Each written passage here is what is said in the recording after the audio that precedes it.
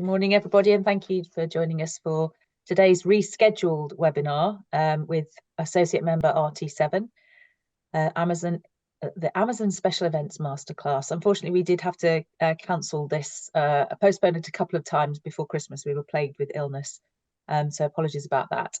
And we're joined today by Aaron Beisch and Denzel Masuku, both experts in their field at RT7. So Aaron is a client services manager at RT7, responsible for offering technical guidance with the day-to-day running of Amazon accounts, delivering on strategic input and insight to help move Amazon accounts forward. And Denzel is the advertising team lead on Amazon PPC specialist with over 3 years of experience in multiple marketplaces and a background in data analysis, responsible for preparing advertising strategies for brands, the implementation and performance analysis. Let's just let somebody else in. There we go. Just some quick housekeeping. Please make sure you're on mute. We're expected to run for 20 minutes, although I had a quick look at the presentation yesterday and I think it'll go over 20 minutes anyway. 20 minutes. We are recording the session, so we will provide links and copies of this webinar, plus copies of the previous 2 webinars that were done with RT7 as well.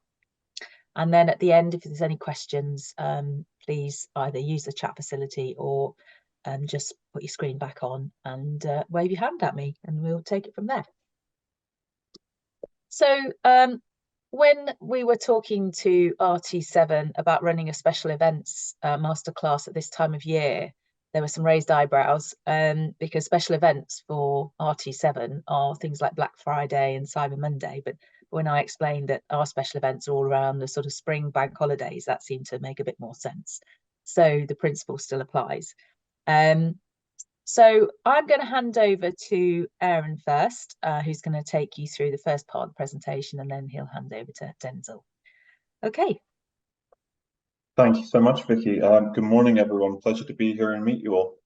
So as Vicky has said, we are here to talk to you about special events on Amazon, understanding some, as she's described, some key differences in regards to what we would consider a special event, your likes of Black Friday, Prime Day and such, and understanding within your space, it's more of a quarterly, bi-yearly basis where you have your special periods and peak periods in regards to where customers are shopping and engaging with you most.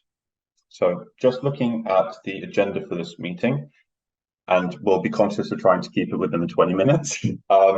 We are looking at your Amazon brand life cycle and planning for this, where you want to grow to, the lead-in period to the special event, the event period and season itself, and the lead out.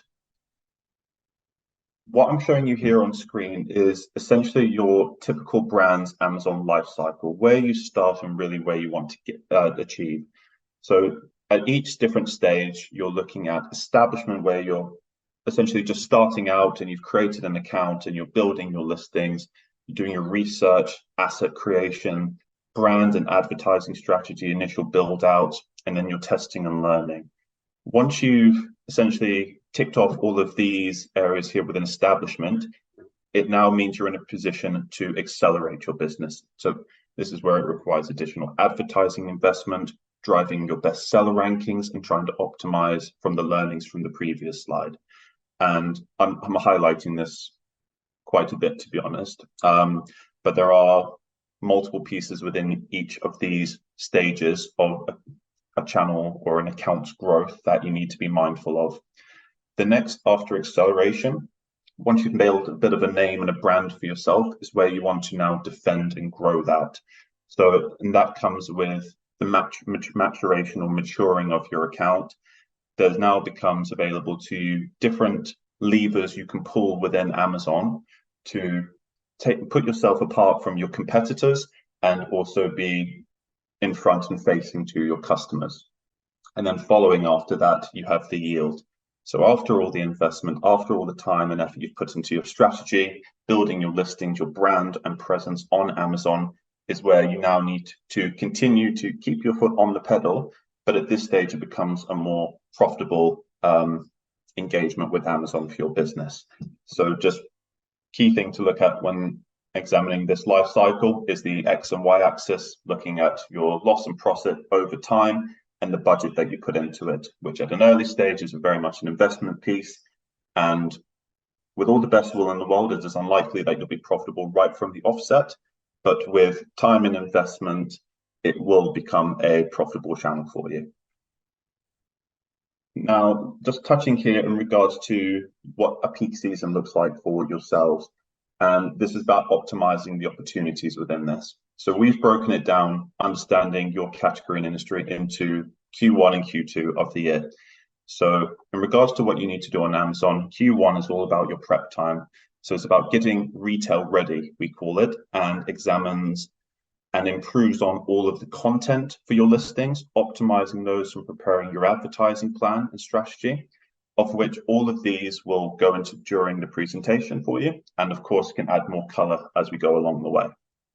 In terms of Q2, now that you are what we call Amazon retail ready, we're putting you really in the position to having everything you need and ready. And this moves into the launch, grow, and defend aspects of your brand.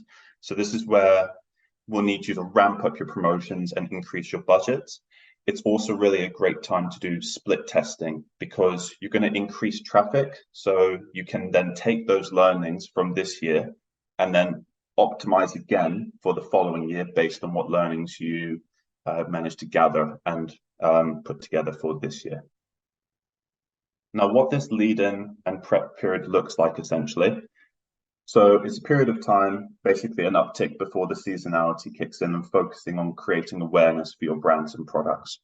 So one of the key things and indicators here would be the weather, for example. We know what it's like here in the UK. So I'd highly recommend making best friends with someone at the Weather Channel, trying to get that insight into when exactly we're going to be hitting the warmer weather, because this is a key indicator and could be an influencer to when your customers actually want to shop on Amazon.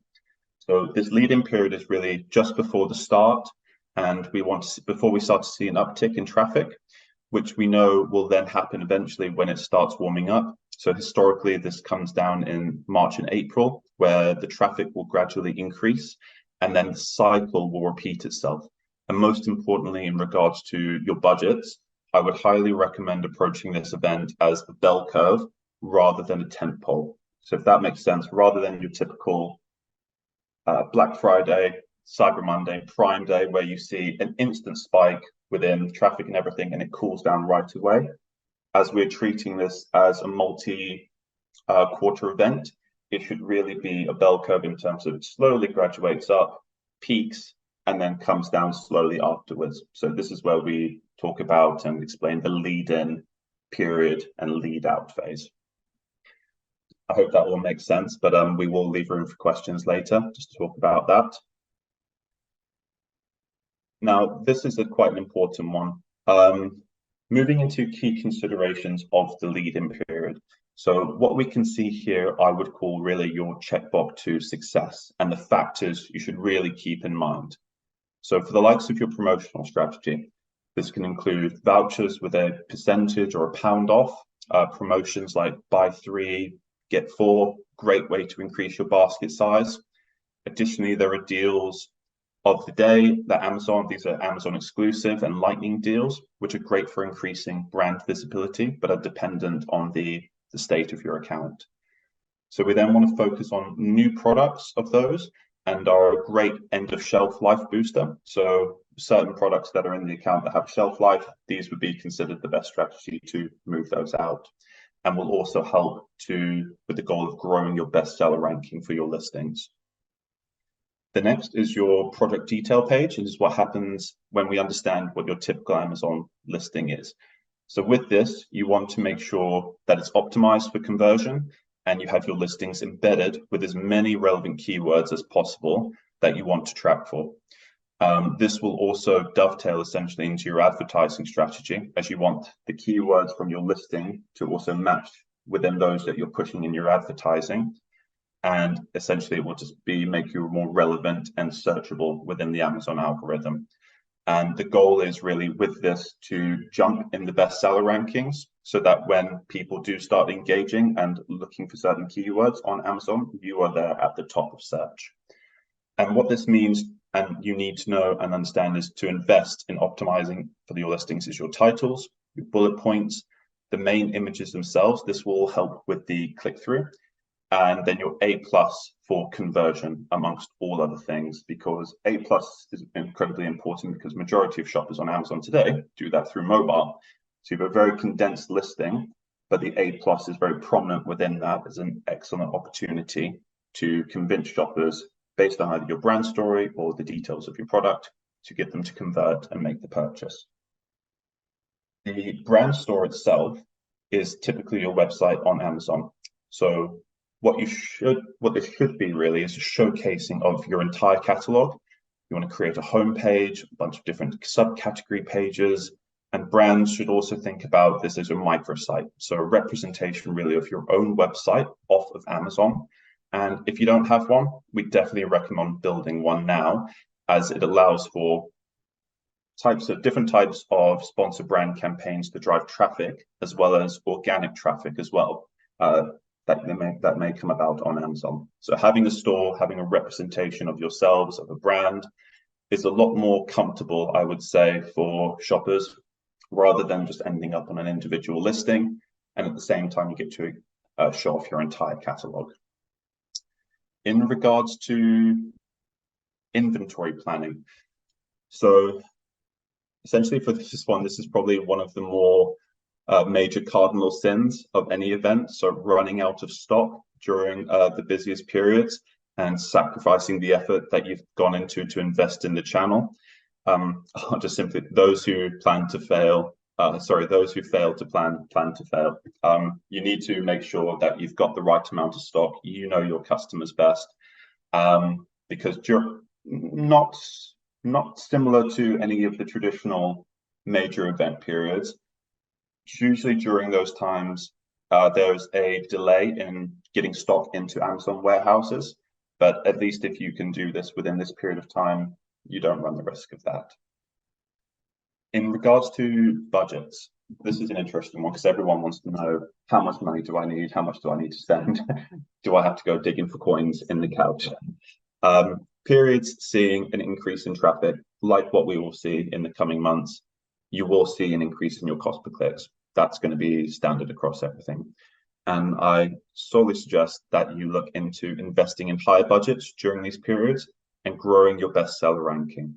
So targeting new customers and audiences, as well as retargeting those really, really important ones that you want to target who may have engaged with you from the year prior, should be a key focus within your promotional strategy. And again, as we move into these two periods, when you increase your traffic, you know the cost per click, that goes up because we're always suggesting that you do find those coins under the count, as I've mentioned. And you also want to grow your catalog. So what is the purpose of your strategy? Are you looking to grow brand new products? Are you looking to push existing ones? Are you looking to clear older lines?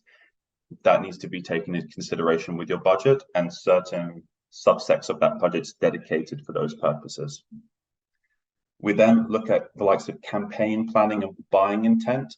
This is really about your brand presence and making sure you're encouraging shoppers to engage not only to purchase, but with your brand itself, building it up online so that when people do come back to shop on Amazon, they're aware that you are there.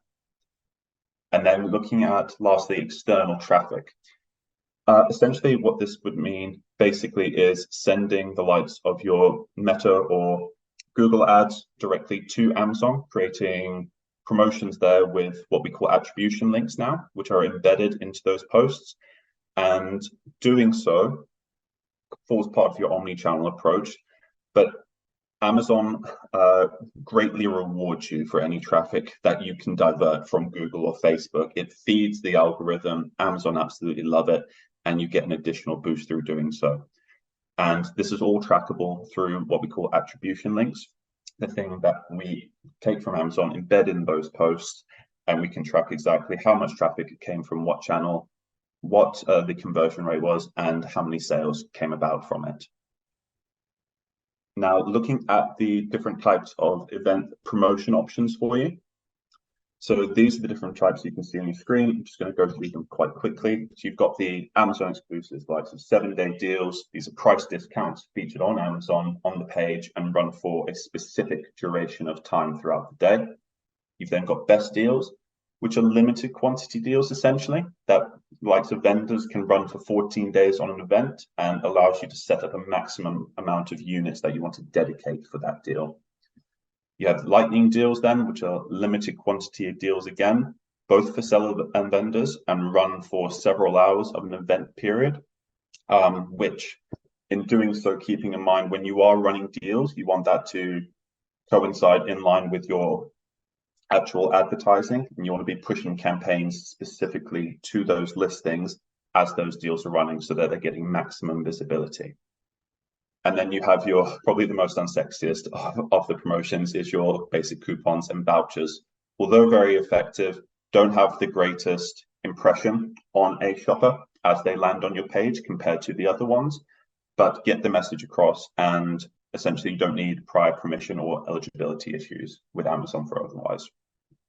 I've also left a piece here at the bottom. If you can't meet any of the criteria for these, there's actually a new type of advertising feature and promotion that Amazon has introduced, which I haven't included here, and it's called brand tailored promotions. If you've essentially had an account for a year, let's say, Amazon now offers a quick and easy solution for you to set up these promotions, which are great for recapturing people who have previously either added a product to your cart or they've engaged with your brand and have not bought. So Amazon will capture this data and say, here is 2,000 people that have added a product to cart, have not purchased. Would you like to send them a 5% discount to try and incentivize them to make that purchase? So highly more targeted rather than the types of promotions that you see here, which are offered to everyone, whereas brand tailored promotions are targeted at the audience that have already engaged with your brands. Now looking at inventory planning. Similar to what I've discussed before, so the benefit of long-term event inventory planning, avoiding really the key storage dates and cutoffs. The storage dates is what I mentioned previously, where there could be an influx of people sending product into Amazon, and it goes from 5 days of getting something from door to door, and now it gets to 3 weeks. So those are the periods you need to avoid. As I say, like the likes of Black Friday. Appeals process on restricted quantities. So Amazon in recent times have amended what the maximum size and weight of any product or box that they would like received by their fulfillment centers. That's just something to take into consideration when you're preparing pallet loads and boxes. And then storage capacity, so reliance on IPI score. I'm not sure if anyone's seen, you now have a inventory management piece within Amazon that tells you you have a fixed amount of space they will allow you to keep product in a warehouse. Anything that you decide to send in that exceeds that, you now have what we call a hybrid of cost per click and logistics, where you now have to go bidding on Amazon to essentially get extra warehouse space. But for the majority of people I've worked with, and I'm sure for the likes of yourselves, no one really ever exceeds the capacity that Amazon has given them. It's usually quite a lot. And then for the likes of FBA inventory versus FBM, talking back to, for example, say we're having a fantastic period and everything you send into fulfilled by Amazon is sold out. It's worth having a fulfilled by merchant option there that will take over the buy box. And then that allows you to pick up orders on the back end and fulfill them from your own warehouses or facilities. This generally customers will have to wait a little bit longer, but at least orders won't stop altogether and you won't be in a mess between trying to reorganize your warehouse to get more stock into FBA, and there won't be a gap in between. Looking at the likes now of your brand store. So as I mentioned, really you should be looking to optimize your brand store immediately. And I'd recommend that you carry out an audit on all the links to your products of your listings, so that the store is making sure that the store itself and the listings are connected by what we call the bylines. And obviously your category pages as well, that you can see here on, for example, on screen with Olympus, so cameras, lenses, binoculars. You want to make sure all these landing pages actually work, so that when someone does engage with an ad that would take them to a category page, that they don't bounce and go somewhere else. So it's all about just testing and learning, making sure you've got all your ducks in a row beforehand. This is then to ensure shoppers land on the correct pages and there's nothing broken. Again, it really ties back to promotions again. So we'd recommend you to create what we call a deals page, as you can see here. And then during your special event, if you are running any kind of promotion on certain products, the campaign will take that shopper directly to the deals page where they have full visibility on everything that you are offering at the time. And we do recommend, highly recommend, actually working on this during your Q1 period and making sure that this is all functional during this time before we get to the likes of March and April. Denzel, over to yourself now to talk about the advertising. All right, thank you, Aaron. Good morning, everyone. So now focusing more on the advertising itself, one of the things that you need to make sure you do is make sure that your sponsored brands are utilized in the lead-in period. You definitely want to keep yourselves in the conversation, increase that brand awareness. You shouldn't be looking to change anything during this lead-in period or even looking to pause the campaigns themselves. You need to make sure that you maintain the visibility that you have on the marketplace. And then one thing to look out for during that lead-in period is there may be a decrease in the return on advertising spend, particularly when shoppers do know that a particular event is coming through, there will be promotions, you will get quite a lot of browsing traffic. However, for that awareness piece and staying top of mind, it's really essential to keep the campaigns running. And then as you can see on the right, there is the advertising funnel. I will talk about that on the next slide. Looking at the advertising funnel itself, just like a typical funnel, the more you feed into the top, the more you will get at the bottom. And all the campaign types that you will be running will serve a different purpose at each stage of that advertising funnel.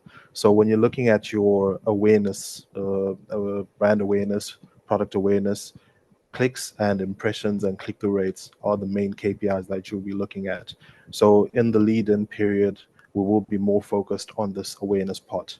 You can also utilize all the different campaign types for the consideration phase, where you're now also looking at clicks, click-through rates, conversion rates, and share of shelf.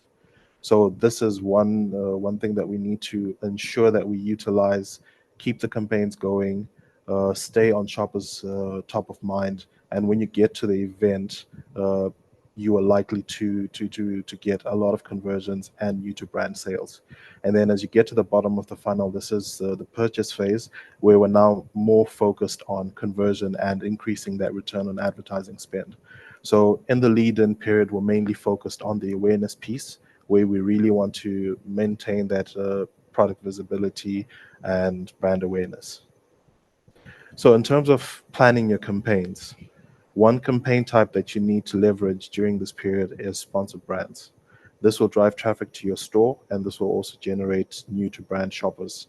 You need to ensure that you submit your sponsored brands well in time, because what we have seen over the years, when we get to an event period and multiple brands or multiple businesses on Amazon are submitting these sponsored brands, they will be a delay in the approval for the sponsored brands. So you want to make sure that you submit your sponsored brands well and early, and ensure that the products that you know will be on promotions are the products that are actually highlighted on these sponsored brands. You also want to make sure before you submit the sponsored brands, your store is live. Store is live with all the products that will have a promotion. You have a deals page. If you utilize the deals page, whenever a promotion kicks in, all those products will populate on that deals page. So you need to make sure the store is live, and then you start working on submitting your sponsored brands. You also need to audit the current performance of those campaigns, optimize, and make sure any wasteful spend is reduced or cut down during this lead-in period. And also just make sure your converting terms have also been harvested to the relevant campaigns, particularly the sponsored brands themselves. And then what you need to do is capture what we call a screenshot of the current state of your advertising campaigns.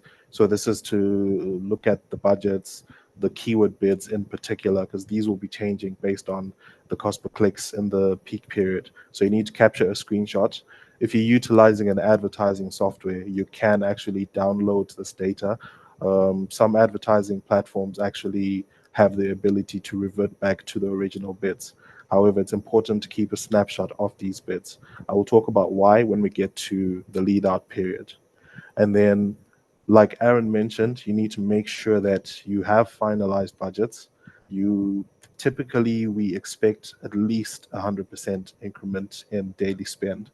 This is as a result of the increase in cost per click. Everyone who's running promotions, they want to make sure their products are visible. So cost per clicks generally will increase during this period and your spend will go up. So if you do not make sure you've got adequate budget for this period, your advertising campaigns will not run for a sufficient amount of time during the day. And if you do have an advertising software that you're utilizing, you can leverage the functionality to automatically top up any campaign budgets, particularly for the converting campaigns themselves. Thanks, Denzel. So as I was saying, now that you've completed your lead in and event period and season, we now go into the lead out, which, as I mentioned, if you think about it from a bell curve perspective, how you build up, peak, and then slowly roll down, it is scaling back your campaigns and activity. If you've had great success, I would say, in building up your bestseller ranking, I would recommend probably continuing to invest in the channel so that you maintain that over time. And then when you go into the next season for yourselves, you're already starting from a much stronger place than where you were the year prior. So just mentioning, you can return to business as usual, understand that you might not have the same level of traffic or engagement and demand for your products, but it is also important to remember to continue to invest in it to a degree that sets yourself up for success in the next run. On Denzel, over to yourself on this one, sorry. All right, so during this event period, as we've already mentioned, the importance of particularly your sponsored brands, you need to ensure that the custom headline that you're utilizing on that particular sponsored brand relates to the products themselves. And there is, when you're running promotions, you do have the leeway to use some promotional language for your headlines. However, there is some strict parameters around this. So you need to ensure that you originally submit your headlines well on time, and once they get approved, you'll be good to go. And then you also need to utilize spotlight sponsored brands.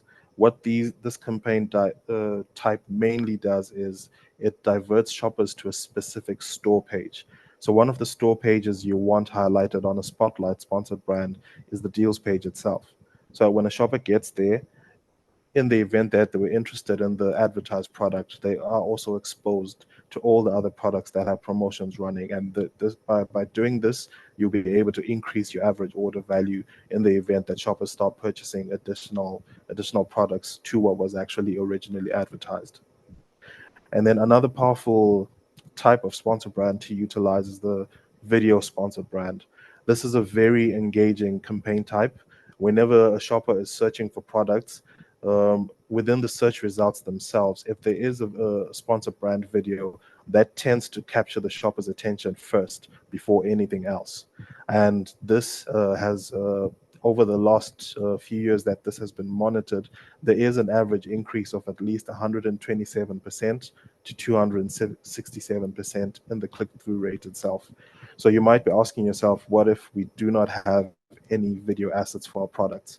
Amazon has actually introduced functionality on the advertising console to enable you to build out custom videos utilizing your lifestyle images. So that's one thing you may be actually leveraging if you don't have any video assets for your products. You can utilize the custom images that relate to the product and promotion, create a video, and then you can submit a video sponsored brand for that product. And then you also need to ensure that you increase your bids. As I highlighted before, cost per clicks are going to go up, the competition is going to increase. Everyone wants to increase their impression share during this period. So make sure your bids are very competitive. And then also for campaigns that are low performing, you need to keep these going. However, ensure that the budget allocated to that is on a minimum. And then be sure to use negative keywords as well. Any keywords where you don't want your ads showing up, make sure you implement negative keywords within the campaigns themselves. And then the next thing we need to highlight is also the use of sponsored display ads. You can use these in every single section of the advertising funnel for awareness, consideration, purchase, and loyalty. You're able to implement category targeting sponsored display ads. This will target shoppers who are already shopping within the category where your products belong. You're able to retarget shoppers who have viewed your products, or retarget shoppers who viewed products that are similar to yours. And then looking at the purchase and loyalty piece, you're able to target shoppers who've purchased from you in the past, purchased from you in the last 7, 30, 60, 90 days. You're able to retarget these shoppers. And then you also, what this does is it then promotes repeat purchases, and that also increases on your brand loyalty. And then retargeting shoppers who viewed your products. Remember, we still have that lead-in period where we encourage you to ensure that you maintain your visibility. You retarget shoppers during that period by implementing the 7-day look-back window. So anyone who was actually viewing your products showed interest, you retarget using sponsored display ads. And you're able to include a custom headline on this campaign type, or include a custom image. And in some marketplaces or some accounts, we've got the functionality to actually include a video within a sponsored display ad. So looking at best practices to consider during the event period itself, make sure you keep your eyes on the campaigns. As we highlighted, that there will be increased traffic, increased cost per click, so you may actually burn through your budget quicker than you actually anticipated. So monitor your budgets, ensure that your campaigns have sufficient budget to run throughout the day. If there is a limited budget, you should consider utilizing a day parting functionality if you do have an advertising software, which will limit your visibility in the morning. This is also dependent on the product and also dependent on the account. You would need to do an analysis on where you get the most conversions in a day. Once you've identified this, you can then restrict spend on campaigns during the low peak times. That is in the event that you do have a limited budget. However, if you do have the budget to continue pushing your campaigns, ensure that you monitor these. Any campaigns that run out of budget, you continue topping up so that you maintain your visibility and you don't lose out on sales. For anyone running who's running lightning deals, your campaigns need to be boosted at least an hour, or would recommend 2 hours before the lightning deal kicks in. This is so that all your new bids take into effect, and by the time the lightning deal starts, your new bids have already kicked in and you increase your visibility there. And then what you also need to ensure you do is reduce spend on your low converting keywords, pull these back. In some instances, if you've done an analysis and you haven't received any conversions in the last month or 2 months during this event period, to increase profitability, you may consider pausing these particular keywords. Over to you, Aaron. Thank you for that, Denzel. Looking at the wind down period, I'm just conscious probably I explained my wind down period in my last piece when we're looking at a similar slide. But yeah, just piggybacking on what I previously said, now that we are through the event period itself, it's highly recommend, understandably, to wind down your Amazon activity, but maintain a certain level, just to maintain the market share you potentially captured during this period of time, and setting yourself for success in the future, taking the learnings from everything that you've gathered through the understanding of your listings, how people have shopped and engaged with you, and then working on building and adapting that strategy into your next key period and trading side. Now that the event is done and you're now in the lead out period, remember we did speak about taking a snapshot of the current state of your campaigns in the lead in period right before the event. Now that we're in the lead out, we expect cost per click to start decreasing. And what you need to then do is to revert back to your original bids. So this is basically hitting the reset button back to before the event period, and then That way you will avoid overspending on your campaigns in the lead out period with low conversions. And then what you also need to do is revert back to your original budgets that you had, and also reduce your ad placements that you may have increased to improve your visibility, and then also ensure that you maintain an adequate budget for your sponsored display ads that retarget shoppers. Because during the lead out period as well, you are able to recapture those shoppers who have looked at the products but ended up not purchasing. You can still ensure that in the lead out period you retarget these, and then you may get conversions as a result of that. And that is all that we have for you today. Thank you. Thank you. That was some fabulous content. Thank you very much. A proper masterclass, and obviously shows why you guys are the experts in your field. So, I mean, what I take from that is that if you're going to do special events on Amazon, you need to spend time planning and investing in it. You can't just let it run alongside something that you dip in and out of once a week. I think you really got to be focused on it. So but thank you for that. That was a really, really great content. I got some questions, but before I go through mine, does anybody have anything that they would like to ask Erin and Denzel before I dive in? No. Okay, so just some, I think there were some assumptions there that this can relate to a vendor or any kind of seller on Amazon. Is that right? Yes, this relates to both sellers and vendors. Yeah, that's what I thought. And I had a question. We talked about sort of budgets, and I know it's difficult for you to say how much you should spend, but and we also talked before this webinar that Amazon doesn't really recognize spring. There isn't an Amazon spring gardening event or campaign. Does that kind of work in our favor if there's when you're looking at cost per click, or is price per click, or is that really down to just demand at the time?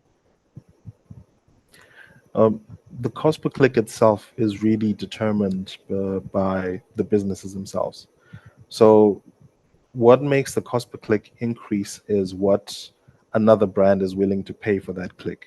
So that competition amongst the brands themselves is what raises the cost per click. So since the brands know this is our peak period, they want to increase the visibility. So that in itself will increase the cost per click.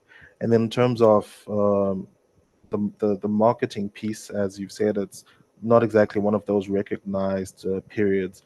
Off Amazon marketing would be a great tool to leverage. And also, like Aaron said, for some campaigns that are off Amazon that drive traffic to Amazon, you can actually create attribution links and then measure performance and the results of that of Amazon marketing. So we would definitely recommend increasing awareness for this particular period. Okay, thank you. Another question I wanted to ask, in our last webinar with you guys, we were talking about recoveries and the way that Amazon find lots of different ways of penalizing you and not paying you the full amount. Are there any particular pitfalls that need to be avoided? You already mentioned not running out of stock, obviously, as being one of them, but are there any other things that you should not do that you would get, or you should get penalized, you will get penalized for? I'll take this one, Denzel. For specifically in regards to vendor accounts, Amazon, your typical experience with them, you'll receive a PO of which you will pack and manage. You'll have your carrier pick it up, drop it off at Amazon, and you'll get a signed proof of delivery. I'm sure if you've got a vendor account, you've experienced Amazon love to say, oh, you didn't send me the right amount. You get a shortage in regards to that. Typically speaking, that could either be an issue with the 3PL or the essentially processing of the order itself. I've been exposed to a certain situation recently where someone was sending in their stock to Amazon only with a SKU indicator, where Amazon insists on having the EAM barcoding on there. And that was down to the main reason of why Amazon was essentially miscounting the stock, because they weren't going to scan every barcode. So it's really just about understanding how you should be sending in stock to Amazon, what Amazon are insisting are the parameters of that, and making sure you follow those pieces letter to the law, so to say. That would be a best way to kind of avoid any type of future recoveries piece that Amazon might throw your way. There was something else you mentioned yesterday about using guarantees as well. Yes. So just that's not so much in regards to recoveries, but more about penalization. I understand so products that you might offer. Amazon have a list of no words essentially, and guarantee being one of them. They don't like you to guarantee their products. I think Amazon's got into trouble in the past for people who've guaranteed products that don't do exactly what's on the label. So you want to be cautious of the language that you use in building your listings themselves, to try and avoid any type of situation. Amazon might come along and either remove certain bullet points or titles from your listings, or even at worst, suppress your listing because they don't like the language you're using. So just going and understanding what promotional language you're allowed to use, first and foremost, is important. In regards to your store, you can use promotional language. What I forgot to mention is you need to engage with the deals widget when building the store. That's just the function you can add on there that allows you to use promotional language within your store. On your listings, on the listings themselves, I would highly recommend trying to find the list of words or the phrases that Amazon doesn't want you to use, and then applying that to your messaging. So we can find those. They can be found on Amazon, can they? Somewhere.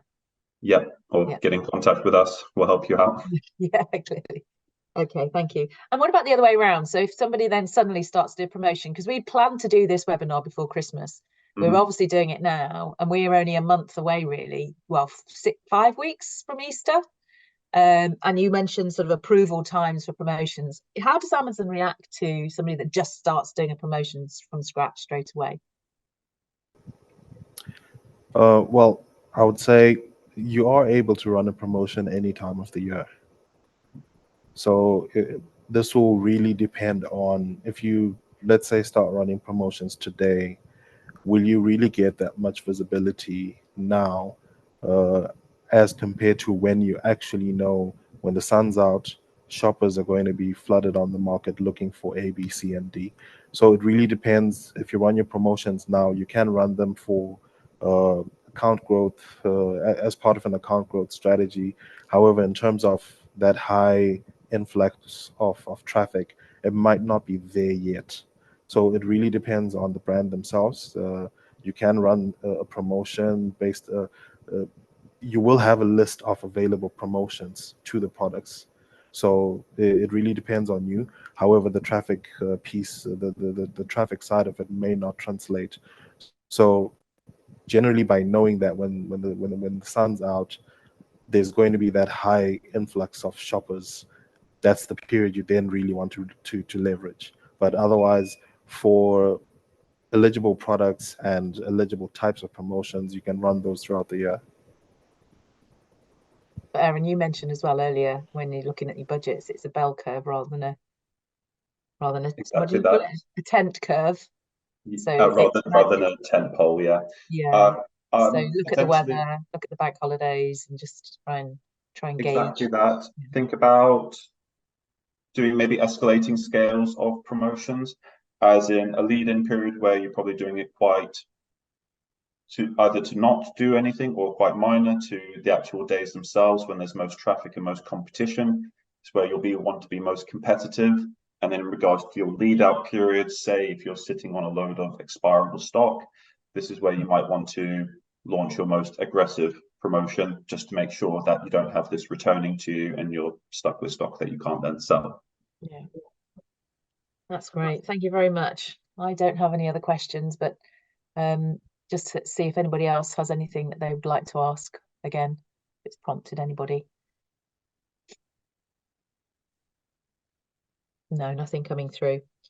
And obviously, you know, we mentioned it's quite complex. There's quite a lot going on. You've given us some great information and top tips and advice there if you want to do it yourself. But clearly, you offer a service to run promotions on behalf of businesses and brands, don't you? So, you know, if it feels a bit overwhelming, then, you know, maybe get in touch with RT7 to see what they can actually help you with. Definitely. But thank you very much, Aaron and Denzel. That was great. And don't forget to have a look at the previous 2 webinars that we sort of referred to as well. And in fact, we will send the links out with the recording of this. I think I mentioned that earlier. So have a look at those as well. There's some really good information on the recoveries masterclass as well, how to claw back monies owed. That was an interesting one as well. But just before we finish today, if I could just remind everybody of just a few things that we've got coming up whilst I've got you. The next webinar that we've got planned is for the 1st of February, and that's a webinar on the power of apprenticeships. So I'd recommend having a listen into that. We have got some workshops going on at the moment. The next one that we've got availability on is the negotiation skills workshop. Apologies, I've got a bit of a nibble up today.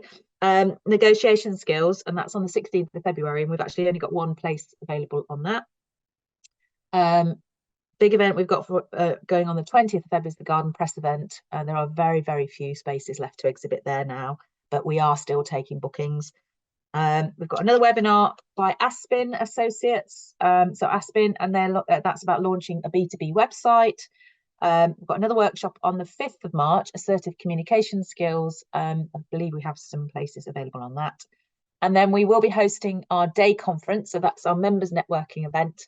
But we will have a couple of retailers speaking and some business and industry topics as well being talked about. And that's on the 14th of March, and that's the day before Garden Relief Day.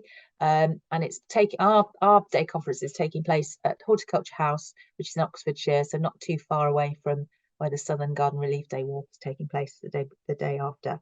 And then we have another workshop on the 20th of March, which is presenting skills, and that's being hosted by Rob Gerharty. If any golfers on the call, we are open to bookings now for the golf day, which is taking place on the 6th of June. And if you've not seen in the trade press, we've just announced all of our key dates, and also that our the GIMA Awards gala dinner, we had to shift the date of that back slightly, so that's taking place on the 7th of November, but not open for bookings yet. But that's all from me. Thank you very much again to Erin and Denzel and all the team at RT7. That was really, really interesting, and I hope you all find it interesting too, and look forward to seeing you again soon. Thanks a lot. Bye.